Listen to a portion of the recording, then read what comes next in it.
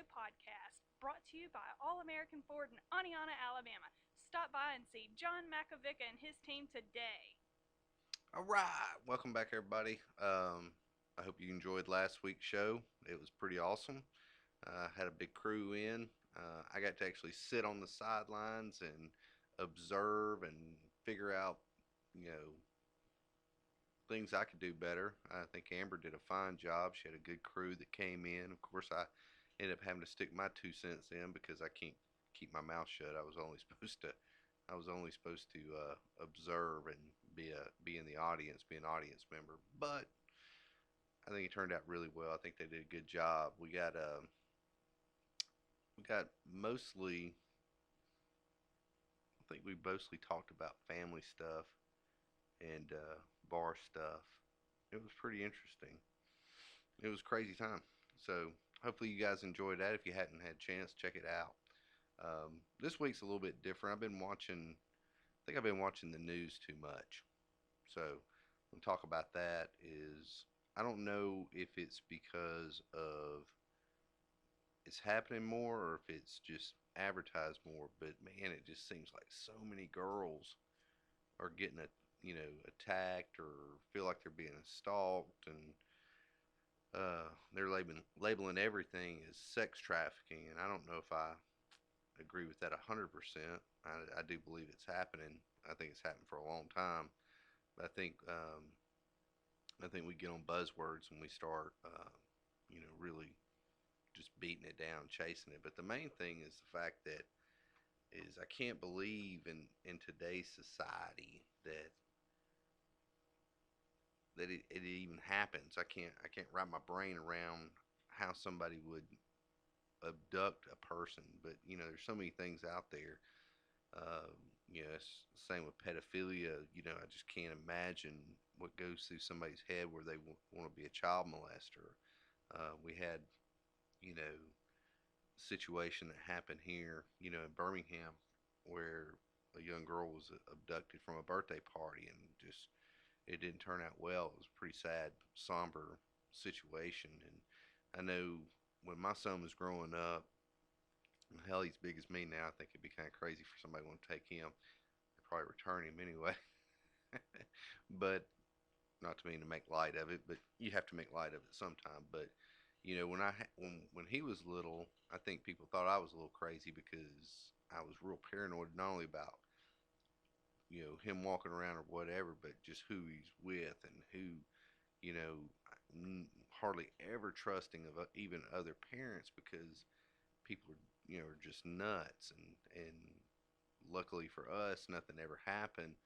But you look and see all these things that go on now and you think to yourself, I wasn't crazy for being apprehensive, being nervous, being in a just being aware, if you will. And Walt Harris's daughter has come up missing, and Anaya. And I've known Walt, for many years. I used to train with Walt a long time ago. Um, I haven't talked to him in quite some time, and it's kind of hard to reach out to somebody, if you haven't talked to him in a long time, if for a bad situation. Even though I should, and I'm sure he's showered with people, and his family showered with people, and um, she has not been found yet. As of this recording, we hope the best for her. I know that they made another arrest, but it's just amazing to me that it just goes on, and I think that self defense training should be an absolute must on everybody's mind. It just blows my mind that people don't that I mean, you don't have to be a high-end competitor or anything like that, but it just blows my mind that people wouldn't spend at least a day of your life, one day a week of your life, just figuring out, how to keep somebody off of you. And it's just, we talk about it all the time and maybe beating into a dead horse, but it's just something that, you know, and it doesn't even have to be, you may not be physically able to do some sort of self-defense as far as physical goes, but train with a pistol. I mean, that's what pistols are for. There was an old saying that God made man and Sam Colt made them even. It's just, you should do your due diligence and keep your head out of the phones, when you're walking around. Even though we love our phones, but you got to have situational awareness, and situational awareness, keep you out of so much trouble. Um, I'm paranoid. I'm paranoid for reasons. I've had a checkered past of my own, but I don't like to sit where I can't see what's coming in and out. I like to know what's coming in and out of the door when I walk into a room, especially a public place, a restaurant. I'm looking around and I'm always trying to, see if there's anything that makes me uncomfortable. And are you perfect with it? I know that I'm not. Sometimes I get mad at myself. There was a situation that happened the other day. A friend of mine kind of got into a verbal thing with somebody, and I was kind of disappointed in myself because I was so relaxed in the situation. And I knew he could take care of himself, and I just kind of stood back. But after it was over, I thought to myself, I was almost a little too comfortable. And I don't think you should walk around completely paranoid all the time, because it's just a horrible way to live. But you should still, if you I think that you should, at least be on alert. And maybe it's a confidence in myself because I do train a lot, and I do feel like if I got into a situation, you know, it'd be a pretty rough day for the other person. I'm not saying they couldn't beat me, but they would definitely remember the situation for the rest of their lives. But you know, we have ladies that train with us, and we worry more about the ladies, but the guys have to worry too. Uh, Not all guys are big brutes, and men do get attacked, for various reasons. It's typically not a sexual reason, but there are young boys, that are attacked. You gotta teach your sons. You need to teach your sons how to defend themselves, and you need to teach your daughters how to defend themselves. And it's just a weird thing. And we went to a music, not music. My brain's going crazy. We went to a film festival, and I hope she doesn't mind me mentioning her name, but a lady named Barbara Fowler um, runs a she runs a media company, and she's heavily into sex trafficking and things like that. Not She's not sex trafficking. Let me clear that up.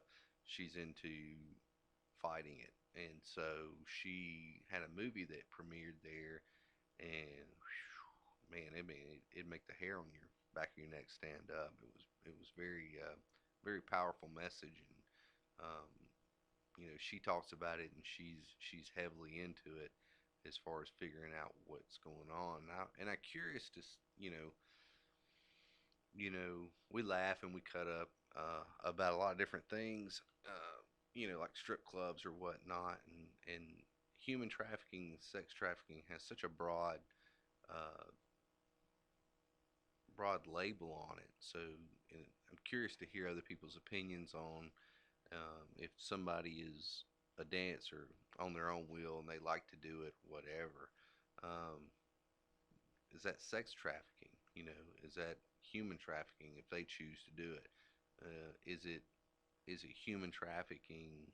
You know, One thing I was pretty surprised about is things that you take for granted, like human trafficking can be something as simple as getting somebody in this country, for example, and then making them work, in laundries or massage parlors, or doing, you know, house cleaning or whatever, and holding their holding their visas, whatever. And these people don't know that they can fight that, and because they owe them money, for helping get them over here.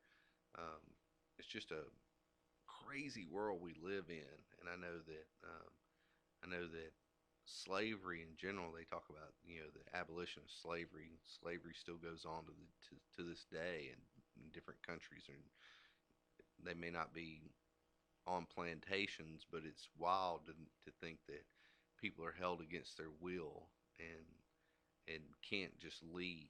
And you know, to me, a woman in a bad relationship with a man that's afraid to leave is almost like self-inflicted slavery. You know, you should have enough sense about yourself to get up and walk out. And I know that's easier said than done, especially being a male. And I just can't imagine. I just can't imagine people. I mean, we're free, you know, and can't imagine people just taking it, you know, taking it and just staying just under somebody's thumb, you know. And I can't. I couldn't imagine doing that to somebody, you know. I couldn't imagine doing that to my wife and and making her do what I say or say what I do. And we laugh because the best way to get her to do something is tell her she can't do it. So that's kind of a running joke between me and her is, and I think that's one of the things that draws me to her is the fact that she's so headstrong and I'm gonna do what I want to do, and I give her credit for it as long as she doesn't do anything to hurt herself, um, and she hasn't obviously, but it's just amazing that people can. It's just a weird world we're going in, and the fact that we get still have people getting abducted in, you know, shopping center parking lots, and it just doesn't make any sense. And my whole thing is, I mean, especially sex trafficking. I don't even see how that works. How can you abduct somebody and make them have sex in the United States with with the power of technology? I mean, it just it's crazy to me. It's crazy to me that with with the way communication is now that somebody couldn't seek out help. And then if you and I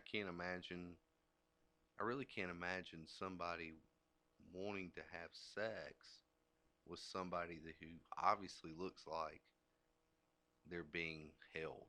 I mean, I guess it's a kink or whatever. I was talking to one of my law enforcement friends that said there's a certain part of Birmingham that they do a lot of sex trafficking busts, and that amazes me because it seems like, well, if you do a few, then you would think that these people still wouldn't do it there, but it was like, yeah, you just can't get rid of it, and that blows my mind. So I highly recommend people take a little bit of time out of their lives. I think they should take self-defense courses. I think if you can't figure out how to do it once a week, you should do it once a month. Um, I think you should focus on situational awareness. I think you should maybe, you know, figure out safe words, game plans, anything that you can do to let your friends know. Um, we'll take females for example. If your buddy tries to text you and they think that it's not you answering the text, there should be a phrase that you say to them that they should say to you, and if they don't get that response back, they know there's a problem. Because, um, for example, the Anaya, um, Walt Harris's daughter, they don't think that when her friend, you know, was texting her, that the person texting back was really her because it didn't sound like her. And I think it's so easy just to make a game plan with your friends. You know,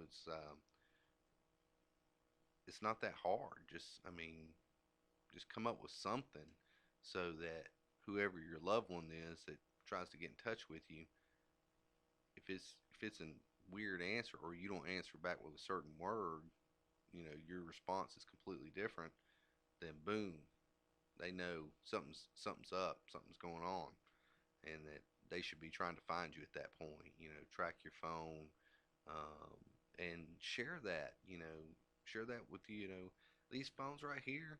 I mean, You can track each other. You know, it's so simple.